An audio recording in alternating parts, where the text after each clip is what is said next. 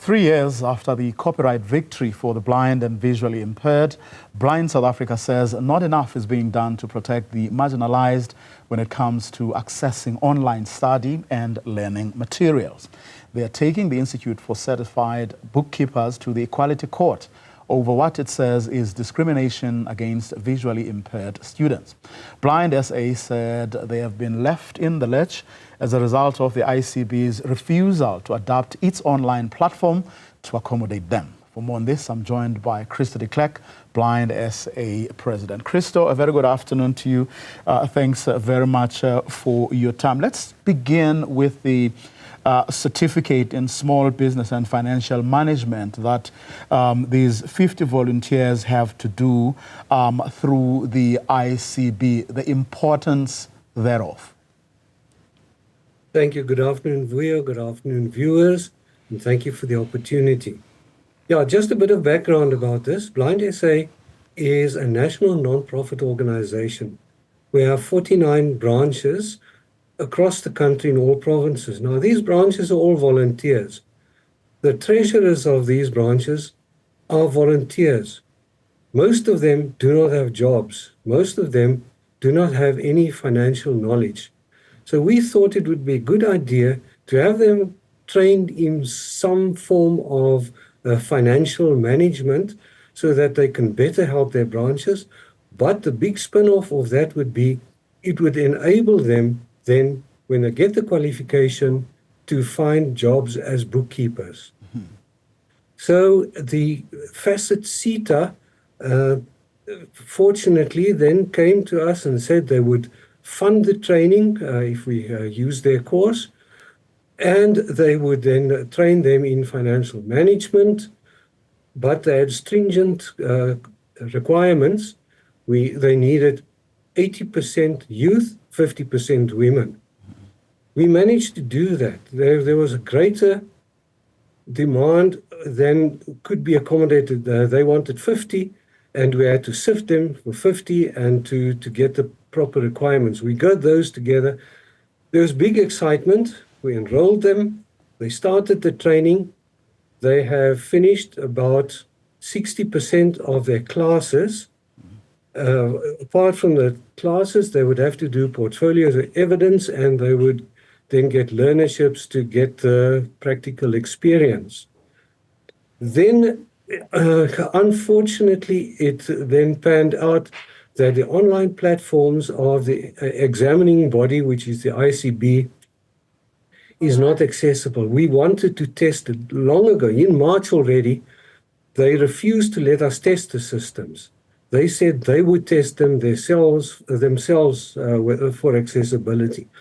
I explained to them that if you are not a blind screen reader user, you would not know whether they're accessible, but they insisted they would test them for accessibility. And they haven't done that? Eventually, they ran some online process which indicated that there are accessibility issues. Now, how serious those are, we don't know, but they now claim the system is not accessible, and they went and deregistered all our people. Now, up until recently, people could do the exams paper-based, and then they moved to the online system. We recommended to them that if they did not want to make their system accessible, allow us then to have our students do the paper-based exam. They would not even talk to us about that. Just for context, if I may, Christo, people who can see, who have done this course, how successful have they been in getting employment? That's difficult to say because we specifically work with visually impaired persons, but it is a CETA qualification, so I would imagine they would not provide such training if it would not lead to anything. So, is this it? In other words, it's the ICB saying no, and no again to the alternative of doing a paper-based assessment. So where to from here? Yeah, they would not even discuss that with us. We tried to set up a meeting with Section 27 and them.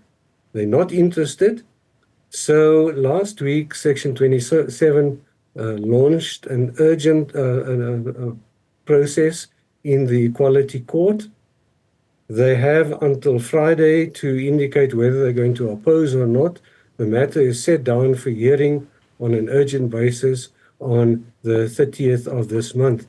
We're doing it on an urgent basis because there are set timelines by when students need to write the exams, and there's not much time left for that. So we need to get this resolved so that the students can do that before within the time limitations.